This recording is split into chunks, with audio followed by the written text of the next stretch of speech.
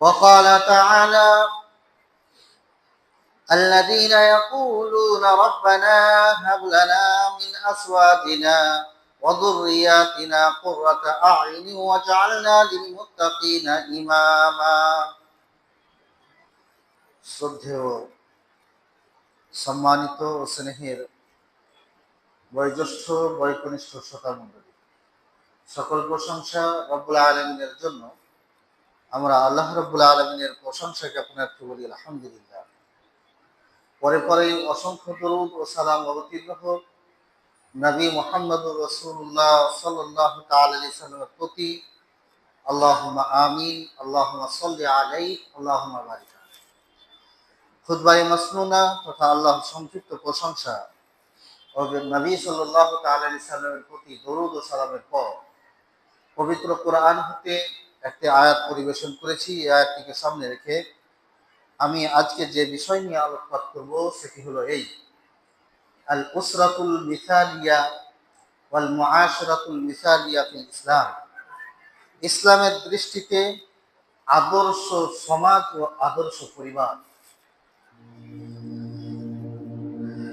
জেনে রাখতে হবে যে আল্লাহ রাব্বুল আলামিন মানুষকে শাস্তি দিয়ে থাকেন তার যে সকলগুলো কারণ আছে, তার মধ্যে একটি হচ্ছে মানুষ যখন সীমা লঙ্ঘন করে। তবে এটা ঠিক যে ইতিপূর্বের যে সকল নবী এবং রাসূলগণ মানুষদেরকে সতর্ক করার জন্য এবং সুপথে আনয়নের জন্য আগমন করেছিলেন, তাদের স্বজাতিকে তারা যথাসাধ্য দাওয়াত ও তাবলীগের কাজ করে মাধ্যমে আল্লাহর দিকে অভিমুখ করেছিলেন। যারা আল্লাহর দিকে অভিমুখী হয়নি, সীমা লঙ্ঘনে লিপ্ত ছিল, এমন নবীদের অনুসারীদেরকে আল্লাহ রাব্বুল আলামিন ধ্বংস করে দিয়েছেন। তার মধ্যে থেকে এমন কিছু সম্প্রদায় রয়েছে যাদেরকে সমূলেই আল্লাহ ধ্বংস করে দিয়েছেন, তাদের চিহ্ন বলতে আর কিছু নেই।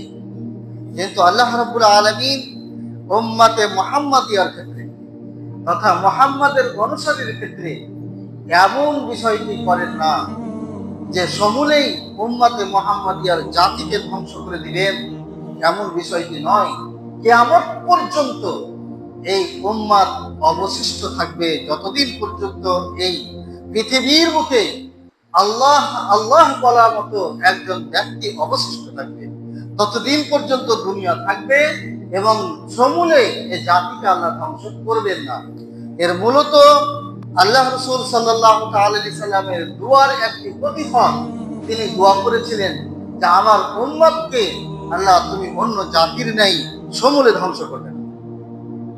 আজকে আমরা বিভিন্নভাবে আগ্রাসনের শিকার হচ্ছি, বিভিন্ন শাস্তির সম্মুখীন হচ্ছি, যেমনটি পূর্বের জাতিরাও হয়েছে। আমরাও যদি আমরা নিজেদেরকে সমীক্ষা করি তাহলে দেখতে পাবো যে আমরাও সীমা লঙ্ঘনে কম করি না। আল্লাহর বিধান পালন না করার ক্ষেত্রে যে কোনো বিষয়কে নিয়ে যদি সমীক্ষা করি, অন্যান্য ধর্ম অবলম্বীদের ছেড়ে দিলাম, যেহেতু কোরআন হাদিস এটা সকলের জন্য, সকল মানুষের জন্য। অন্যান্য নবীরা যারা তারা এসেছিলেন তৎসহ নবী সাল্লাল্লাহু তাআলা আলাইহি সাল্লাম সকল মানুষের জন্য তিনি হেদায়েত নিয়ে এসেছেন। এই হেদায়েতের বার্তা সকল মানুষের জন্য ব্যাপক। সকল নবীরও একই রকম বার্তা ছিল, সকল মানুষের জন্য ব্যাপক।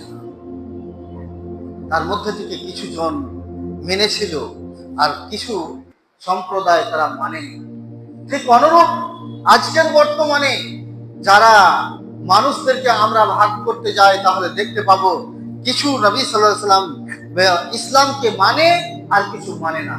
যারা মানে না তাদের কথা ছাড়লাম, যারা মানে নিজেদেরকে মুসলিম বলে দাবি করে তাদের ব্যাপারটাই যদি আমরা সমীক্ষা করি তাহলে দেখতে পাবো যে এরাও কম সীমা লঙ্ঘন করে না। অধিকাংশ মানুষ ইসলাম সম্পর্কে অবগত নয়, ঈমান সম্পর্কে অবগত নয়, ঈমান ইসলাম সম্পর্কে তাদের চেতনা নেই, তাদের জ্ঞান নেই, যার ফলে তারা কোনটা ইসলাম, কোনটা ঈমান, কোনটা শিরক, কোনটা কুফর এটা বিবেচনা করতে পারে না। নামে দাবিতে তারা মুসলিম এবং মুমিন হলেও তারা দেখা যায় কুফরি কর্মের সঙ্গে যুক্ত, শিরকি কর্মের সঙ্গে যুক্ত। আল্লাহর আইন মানব রচিত আইনের ভেদাভেদ করতে পারে না। কোনটা আল্লাহ প্রদত্ত আইন, কোনটা মানব রচিত আইন। মানুষকে আমরা অনেকেই আপন আপন লেভেল থেকে, আপন আপন সেক্টর থেকে পরীক্ষা করি। যার একটি উদাহরণ, আমি একটা মানুষকে হয়তোবা ভালো আর মন্দ বিচার করছি, আমি রাজনৈতিক যে লেভেলে রয়েছি, রাজনীতির যে মানুষটাকে পছন্দ করি, যে রাজনীতির মধ্যে আমি জড়িয়ে আছি, সে মানুষটির গুণাগুণগুলো বর্ণনা করি অন্য মানুষের, যে সে যদি আমার সে পার্টি হয়ে থাকে, আমার রাজনীতির সঙ্গে সে যুক্ত থাকে, সে দলের সঙ্গে সে যুক্ত আছে। আর অন্য দলের কর্মীদেরকে তার হাজারো গুণাগুণ থাকলেও তার কি থাকে, তার বদনাম এবং সেই পার্টির বদনাম গুলো করতে থাকে। এটা একটা এক্সাম্পল হিসাবে বিষয়টি আমরা ভেদাভেদ করতেও পারি না। সালাত, সিয়াম, যাকাতের ক্ষেত্রেও যদি আমরা দেখি অধিকাংশ মানুষ সালাত আদায় করে না, মুসলিম হওয়া সত্ত্বেও, নিজেকে মুসলিম দাবি করা সত্ত্বেও। আবার যারা সালাত আদায় করে তাদের মধ্যেও হাজারো রকমের কুটিলতা, হাজারো রকমের অবাধ্যমূলক আচরণ, যাদেরকে বেনামাজিরা তাদের আচরণ দেখে ঘৃণা করে। যে একজন নামাজি হয়ে তাদের আচরণ, আমরা নামাজ পড়ি না তারপরেও তাদের চাইতে ভালো, যদি এই কথা বলা তাদের ঠিক না। একজন দাড়িওয়ালা ব্যক্তি, সে দাড়ি রেখেছে বাহ্যিক ভাবে, আবার কিন্তু আভ্যন্তরীণ অনেক এবং বাহ্যিক অনেক খারাপ কর্ম তার মধ্যে পরিলক্ষিত হয়। যারা দাড়ি কাটে তারা দাড়িওয়ালাদেরকে ঘৃণা করে। দাড়ি না রাখলেও আমরা তাদের থেকে ভালো, যদিও তাদের এ কথা বলা অনুচিত, উচিত নয়, কিন্তু আমাদের আচরণে তারা এতটা ক্ষুব্ধ যে আমাদেরকে তারা আদর্শ হিসাবে গ্রহণ করতে পারে। বিষয়টি আরো এরকম প্রতিটি ক্ষেত্রে যদি আমরা দেখি, তাহলে ইবাদতের গুলো প্রতিটি বিষয় নিয়ে সমীক্ষা করি, তাহলে দেখব আমরা নিজেকে যদিও দাবি করি যে আমি একজন মুসলিম, আমি একজন সৎ, কিন্তু প্রকৃত অর্থে সে সৎ নয়। জেনে রাখতে হবে আল্লাহ রাব্বুল আলামিন মুমিনদের আচরণের মধ্যে একটি আচরণ নির্ধারণ করেছেন, যে মুমিনরা আত্মসমালোচনা করবে, কখনো সে নিজের ব্যাপারে তাজকিয়া তথা আত্মশুদ্ধির কথা আলোচনা করবে না, যে আমি নিজে সৎ, নিজে ভালো, এ কথা সে মনে করবে না। সে নিজের আত্মসমালোচনা করবে আর অন্যের সমালোচনা থেকে সে দূরে থাকবে। অন্যের সমালোচনা সে করবে না। সে কেমন, আমি এ ব্যাপারে সে কোনো আলোচনা করবে না। কিন্তু ব্যাপারটি উল্টো, নিজের আত্মসমালোচনা আমরা করি না, আমি কেমন সেটা দেখি না, আবার অপর পক্ষে অন্যের সমালোচনা আমরা করতে ব্যস্ত থাকি। কিন্তু ইসলাম এটা বলে, ইসলাম বলেছে যে সে নিজের আত্মসমালোচনা করবে আর অন্যের সমালোচনা থেকে সে নিজেকে বিরত রাখবে। আল্লাহ রাব্বুল আলামিন এই প্রসঙ্গে ঘুরি জায়গায় উল্লেখ করেছেন। যাই হোক, এই দৃষ্টিকোণে আমরা আল্লাহর সেই শাস্তি থেকে যদি বাঁচতে চাই, তাহলে আল্লাহর সীমালঙ্ঘনমূলক কাজগুলো থেকে বিরত থাকতে হবে। অন্যান্য মানুষ তো করে থাক, আমরা নিজেরা মুসলিম, সেই হিসাবে আল্লাহর বিধানের সামনে নিজেকে আত্মসমর্পণ করতে হবে। আমি ব্যক্তি হিসাবে যেমন সৎ এবং প্রকৃত মুসলিম হব, তেমনি আমার পরিবারের সমস্ত সদস্যরাও প্রকৃত মুসলিম হবে। আমার সমাজ ব্যবস্থা, সামাজিক বন্ধনটাও ঠিক একই রকম থাকবে। এই থেকে সে রাষ্ট্র থেকে একেবারে পুরো দেশ দেশ থেকে সারা পৃথিবী ব্যাপকতা লাভ করবে দাওয়াতের মাধ্যমে। আমার দাওয়াত দুই ভাবে হয়ে থাকে, এক আমার উপস্থাপনের মাধ্যমে, লিখনী উপস্থাপনা, বক্তব্যের ধরন, আর 2 নম্বর আমার আচার আচরণ থেকে মানুষের কাছে সেটা প্রচার হবে, আমাকে দেখে মানুষ শিখবে। বলা বাহুল্য, আজকের বিষয় ইসলামের দৃষ্টিতে আদর্শ পরিবার ও আদর্শ সমাজ। জেনে রাখতে হবে, সমাজ এবং পরিবারের মূল উৎস হচ্ছে ব্যক্তি। কয়েকজন ব্যক্তিকে নিয়ে পরিবার গঠিত হয়, আর কয়েকজন পরিবার বা কয়েকজন ব্যক্তির সমন্বয়ে সমাজ গঠিত হয়।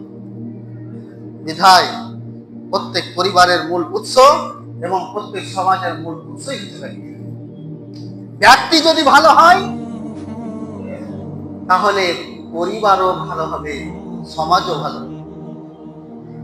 আর পরিবারের মধ্যে যদি একজন ব্যক্তি খারাপ থেকে থাকে, তাহলে সে যেমন খারাপ, অপরকে সে খারাপ করার চেষ্টা করবে। এক সময় এমন হতে পারে পুরো পরিবারটা বদনাম ও পুরো পরিবারকে সে জর্জরিত করেছে, যেমন একটি আলুর বস্তার মাঝে একটি আলু পচা থাকলে যে অবস্থা হয়। আলুর সকল আলুগুলোই ভালো, একটি আলু পচার কারণে অন্যান্য আলুগুলোকেও সে পচিয়ে দেয়। যার ফলে প্রত্যেক ব্যক্তি যদি সজাগ থাকে, প্রত্যেক ব্যক্তি যদি আল্লাহ ভীরু হয়, তাহলে পুরো পরিবারটি আল্লাহ ভীরু হবে, পুরো সমাজ ব্যবস্থা আল্লাহ ভীরু হবে, পুরো দেশ আল্লাহ ভীরু হবে। যার কারণে আল্লাহ রাব্বুল আলামিন তিনি সূরা আত-তাহরীম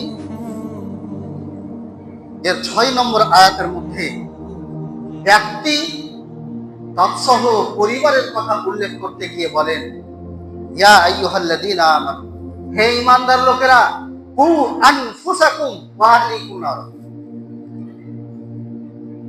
হে ঈমানদারেরা, তুমি নিজেকে জাহান্নামের আগুন থেকে বাঁচাও এবং তোমার পরিবারকে বাঁচাও। আগে নিজেকে বাঁচাও, তারপরে পরিবারকে বাঁচাও।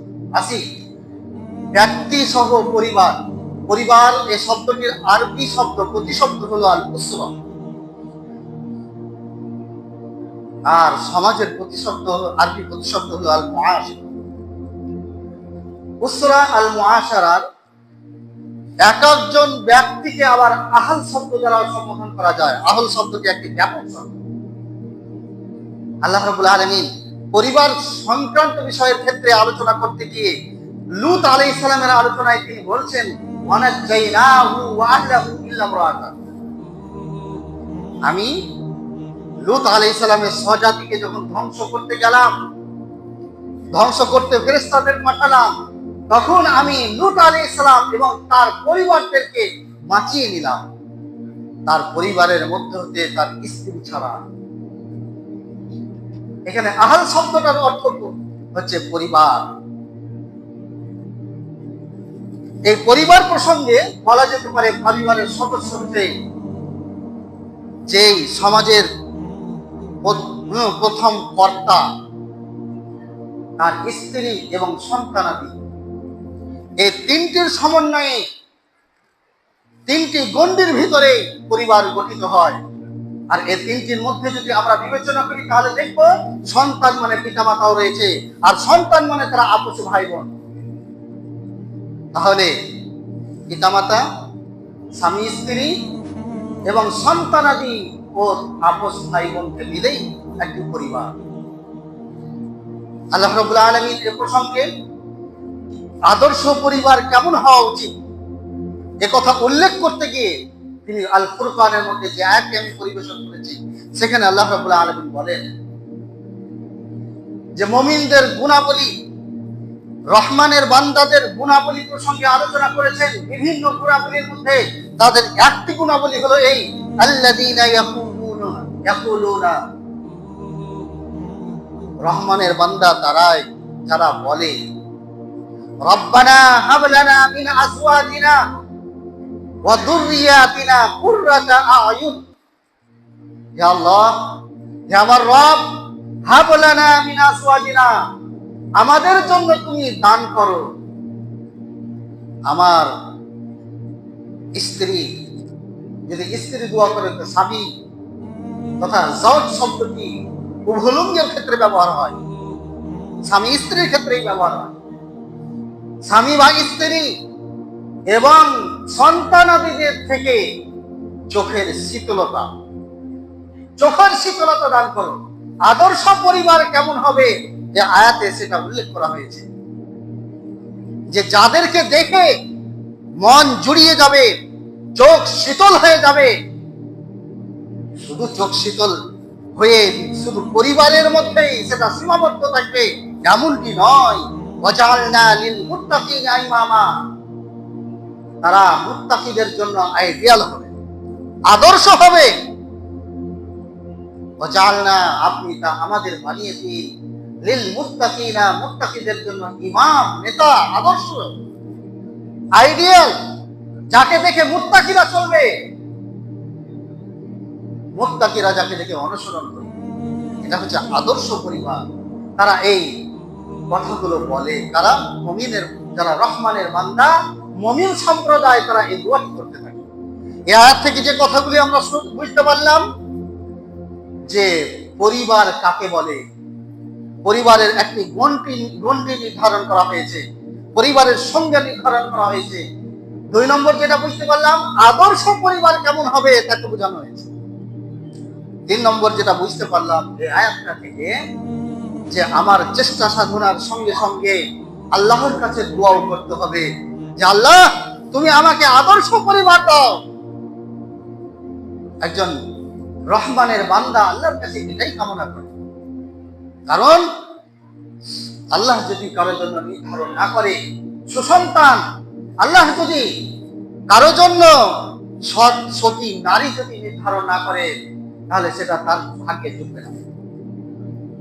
যেমন আমরা দেখেছি একটু আগেই লূত আলাইহিস সালামের কথা শুনলাম, যে লূত আলাইহিস সালামের স্ত্রী সৎ ছিল না, যার কারণে লূত আলাইহিস সালাম এবং তার পরিবারকে আল্লাহ রাব্বুল আলামিন বাঁচিয়ে নিচ্ছেন, কিন্তু এই পরিবারের মধ্যে থেকে আলাদা করে নিচ্ছেন তার স্ত্রী।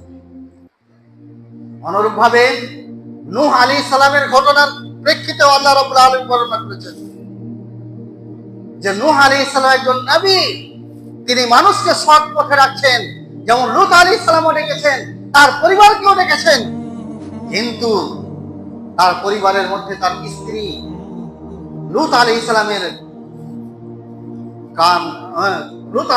ব্যাপারে কান দেয়নি। নূহ আলাইহিস সালামের স্ত্রী নূহ আলাইহিস সালামের ব্যাপারে কান দেয়নি। নূহ আলাইহিস সালামের সন্তান নূহ আলাইহিস সালামের কথায় কান দেয়নি, যার কারণে আল্লাহ রাব্বুল আলামিন নূহ আলাইহিস সালাম প্রসঙ্গেও সূরা হুদের মধ্যে উল্লেখ করেছেন যে যখন আল্লাহ রাব্বুল আলামিনের পক্ষ থেকে শাস্তি নেমে এলো, আজকে যেমন আমাদের উপরে শাস্তি নেমে এসেছে, আমরা কোনো একটি পরিবার নির্দ্বিধায় বলতে পারি না যে আমি পুরোপুরি ইসলামকে মানি, অথচ আমার পরিবার পুরো ইসলামকে মেনে চলে। যে কোনো ইবাদতের ক্ষেত্রে সালাত, সিয়াম, ঈমান, ইসলাম, পর্দা ইত্যাদি সকল বিষয়ে তৎপর রয়েছে আমার পরিবার। এটা বুকে হাত দিয়ে আমাদের বলার সাহস নেই। এই সীমালঙ্ঘনের ক্ষেত্রে আল্লাহ রাব্বুল আলামিনের আযাব তথা শাস্তি আমাদের উপরে আসবে না তো কি আসবে? ইসরায়েল নামক ফিতনা, জালিম শাসকের উপরে অধীনে আমরা অধীনস্থ হব না তো আর কি হব?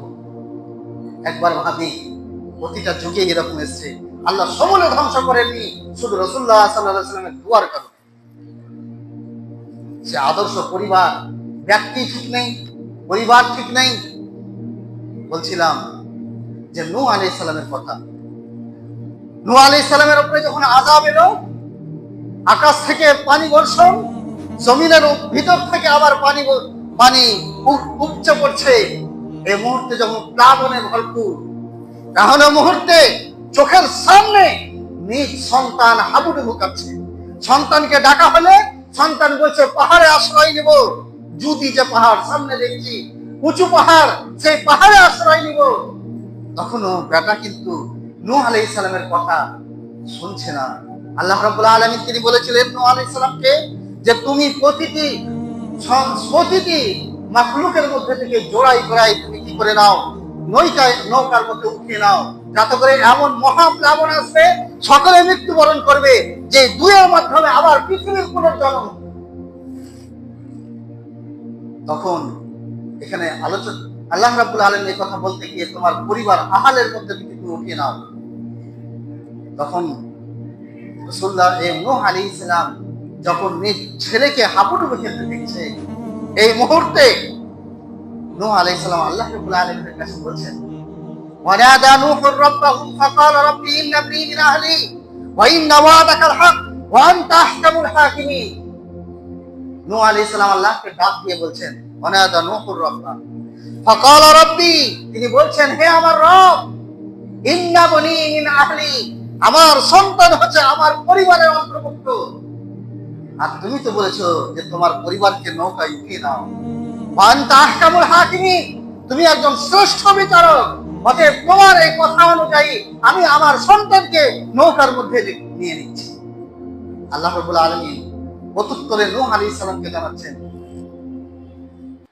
ওয়ালা ইয়া নূহ ইন্নাহু লাইসা মিন আহলি, আল্লাহ বলছেন, হে নূহ তুমি সাবধান থেকো, ইন্নাহু লাইসা মিন আহলি, এটা তোমার পরিবার নয়, ইন্নাহু আমালুন গায়রু সালিহ, সে এমন একজন সন্তান যার মধ্যে নেক আমল নেই, সৎ কাজ নেই, সে ইসলামকে ধারণ করেনি, আল্লাহর একত্ববাদকে সে বিশ্বাস করেনি, অপকর্ম থেকে নিজেকে বিরত রাখতে পারেনি, এমন ব্যক্তি তোমার আহাল হতে পারে না।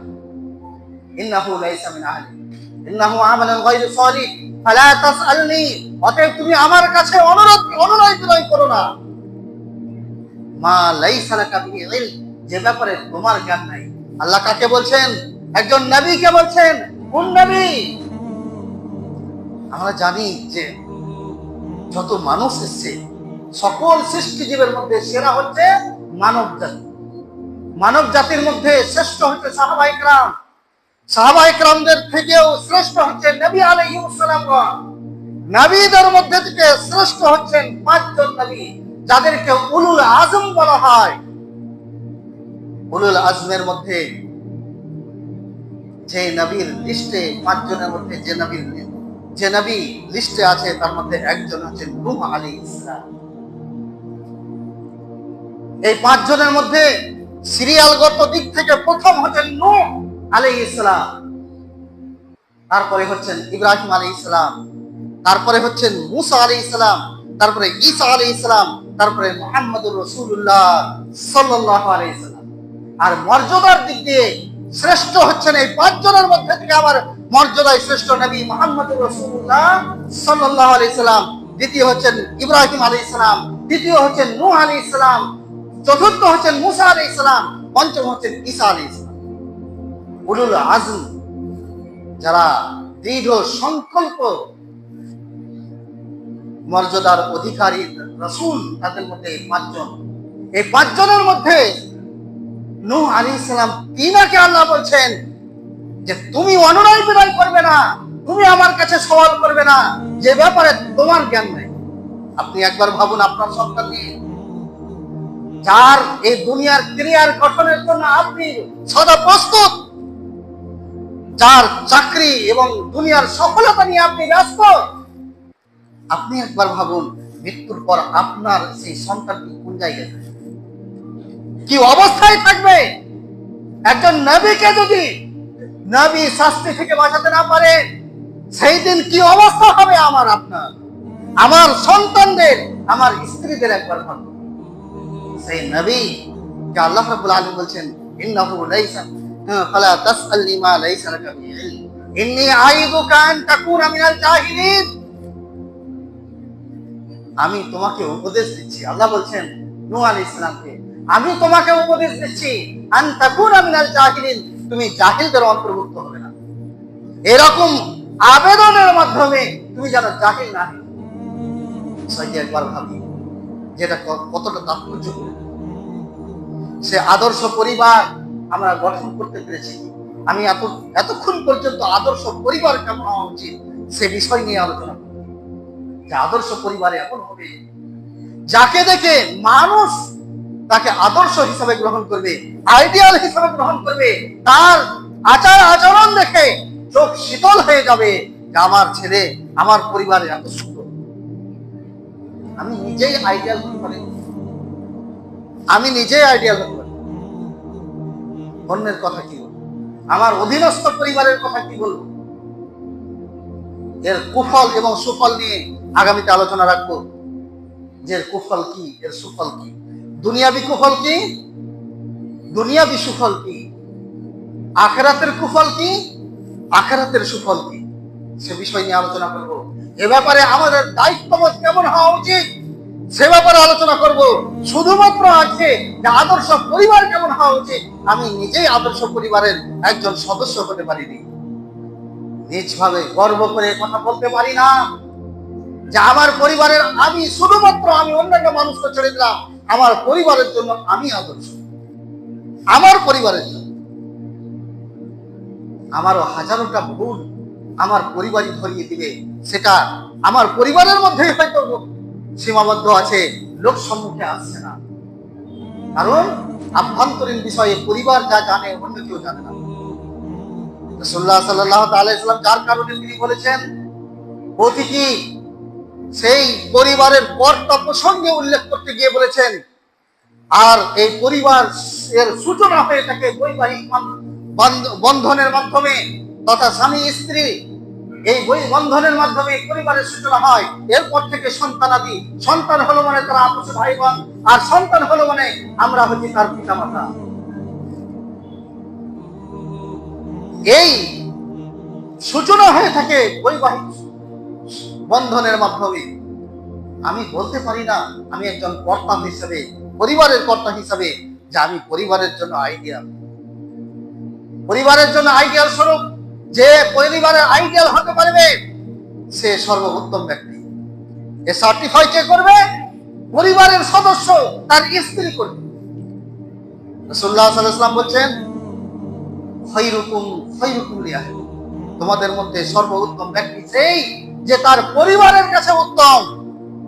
পরিবার যদি বলে, তার স্ত্রী যদি বলে যে হ্যাঁ আমার স্বামী হচ্ছে উত্তম, এর মধ্যে কোন রকম ধরনের আভ্যন্তরীণ, আমি কোন আভ্যন্তরীণ ও বাহ্যিক কোন রকম ধরনের কুটিলতা, অন্যায়, অপকর্ম দেখতে পাই না ইসলামী শরিয়াত দৃষ্টিকোণ থেকে। আবার সে সদা সর্বদা ভালো কাজই করে। নিরপেক্ষভাবে এই সাক্ষী যদি দেয়, তাহলে জানতে হবে এই ব্যক্তিটা হচ্ছে উত্তম, কারণ আভ্যন্তরীণ বিষয়ে সে যতটা অবগত অন্য কেউ নেই। দেখা যাচ্ছে স্বামী স্ত্রীর মিল বন্ধনই নেই, তার সঙ্গে আমরা সদাচরণ করতে পারি না। সাল্লাল্লাহু আলাইহি ওয়াসাল্লামের জন্য বলছেন, খায়রুকুম খায়রুকুম লিআহলি, তোমাদের মধ্যে সর্বোত্তম ব্যক্তি সেই যে তার পরিবারের কাছে উত্তম। ওয়া আনা খায়রুকুম ওয়া আনা খায়রু লিআহলি, আর আমি আমার পরিবারের কাছে উত্তম। আমাকে দেখো, আমি তোমাদের জন্য আদর্শ। ওয়া আনা খায়রুল লিআহলি, আমি আমার পরিবারের কাছে উত্তম।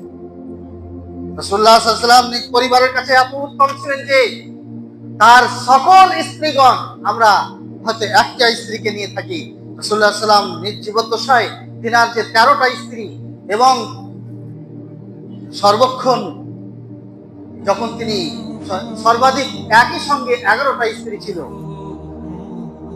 অর্থাৎ কেউ কোনো সময় আগে মৃত্যুবরণ করেছে, যার কারণে 13টা স্ত্রী একসঙ্গে ছিল না, 11টা স্ত্রী ছিল। আর রাসূলুল্লাহ সাল্লাল্লাহু আলাইহি ওয়াসাল্লাম যখন মৃত্যুবরণ করেন তখন 9 জন স্ত্রী বেঁচে ছিলেন। কোন একজন স্ত্রী রাসূলুল্লাহ সাল্লাল্লাহু আলাইহি ওয়াসাল্লামের প্রসঙ্গে একটি দাগ দিতে পারেন। তিনি ছিলেন আদর্শ। সে আদর্শকে আমরা ফলো করি। আমরা পরিবারের দিক দিয়ে সঠিক হয়েছি কিনা, আমাদের আমি সহ আমার পরিবার ঠিক আছে কিনা। আদর্শ পরিবার হতে পারলে আদর্শ সমাজ হবে। পরিবার থেকে এমন ব্যক্তি কেন উঠে আসে যে জেনা ব্যভিচারে লিপ্ত থাকে, মদ্যপানে লিপ্ত থাকে, সমাজে বিচার যায়, তার নামে বিচার করতে গিয়ে সমাজের কর্তৃপক্ষরা হাদিস এবং কোরআন অনুযায়ী বিচার না করতে পারায় তারাও একদিন জাহান্নামে নিক্ষিপ্ত। তাহলে পরিবার খারাপ, ব্যক্তি খারাপ, পরিবার খারাপ হয়েছে। পরিবার খারাপ বলে সমাজ ব্যবস্থা পর্যন্ত খারাপ হয়ে গেছে। আর এই সমাজ ব্যবস্থার জন্য একদিন সমাজের কাঠ গোড়ায় উঠতে হবে আল্লাহর দরবারে। রাসূলুল্লাহ সাল্লাল্লাহু আলাইহি ওয়াসাল্লাম যেমন সমাজ ব্যবস্থা প্রসঙ্গে, পরিবার প্রসঙ্গে উল্লেখ করতে গিয়ে বলেছেন যে যারা বিচারক হয় তারা মোট 3 শ্রেণীর হয়। 2 শ্রেণী যাবে জাহান্নামে, 1 শ্রেণী যাবে জান্নাতে। জান্নাতে কে হবে? যাবে যে ব্যক্তি বিচার করতে জানে, বিচার করার জ্ঞান রাখে, কোরআন হাদিস অনুযায়ী সে বিচার করতে পারে, আর সেই কোরআন হাদিস মোতাবেক সে বিচার করেছেও, তাহলে সে জান্নাতে যাবে। এক, সে কোরআন হাদিস মোতাবেক জ্ঞান রাখে বিচার করা, আর সে মোতাবেক সে বিচার কার্য পরিচালনাও করেছে, তাহলে সে জান্নাতে যাবে। জাহান্নামে 2 শ্রেণী যাবে, তারা কারা? যে বিচার করার জ্ঞানই রাখে না, সে জাহান্নামে যাবে। আর যে বিচার করার জ্ঞান রাখে কিন্তু সে কোরআন হাদিস মোতাবেক বিচার করেনি, এমন ব্যক্তিও জাহান্নামে। তাহলে 2 শ্রেণী জাহান্নামে যাবে আর 1 শ্রেণী জান্নাতে যাবে। এবার ভাবুন, যে ব্যক্তি ঠিক না থাকলে পরিবার ঠিক থাকবে না, পরিবার ঠিক না থাকলে সমাজ ব্যবস্থা ঠিক থাকবে না, আর সমাজ ব্যবস্থা ঠিক না হলে সবাই কিন্তু ব্যক্তি, পরিবার, সমাজ সবাই একদিন কুফল ভোগ করবে। আল্লাহ রাব্বুল আলামিন আমাদেরকে সঠিক ভাবে আদর্শ পরিবার গঠনের জন্য তৌফিক দান করেন, আমিন। আজকে আমরা শুধুমাত্র আদর্শ পরিবার কেমন হওয়া উচিত সে প্রসঙ্গে আলোচনা রাখলাম, এর কুফল এবং সুফল নিয়ে আলোচনা রাখবো। আমার তৌফিক ইল্লা বিল্লাহ। আল্লাহ রাব্বুল আলামিন আমাদের তৌফিক দান করেন যে আমরা যেন কোরআন হাদিসকে বুঝি এবং সে মোতাবেক আলোচনা করি, সে মোতাবেক আমল করার চেষ্টা করি, আমিন। ওয়া আখিরু দাওয়ানা আলহামদুলিল্লাহ। ইন্নাল হামদালিল্লাহি নাহমাদুহু ওয়া নুসাল্লি আলা রাসূলিল কারীম। আউযু বিল্লাহি মিনাশ শাইতানির রাজীম। বিসমিল্লাহির রহমানির রহিম। ফাবাশশির ইবাদ আল্লাযীনা ইয়াসতামিউনাল ক্বাওলা ফায়াত্তাবিউনা আহসানাহু। আল্লাহ বলেন, আমার বান্দাদের সুসংবাদ দিয়ে দিন যারা কথাগুলো খুব মনোযোগ সহকারে শুনবে।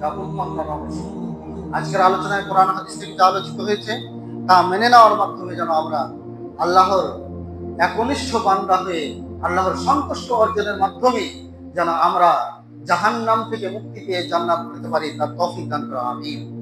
আমরা ইহজগৎ যেন আল্লাহর শাস্তি থেকে নিরাপত্তা লাভ করি, তার তুমি তৌফিক দান করো, আমিন।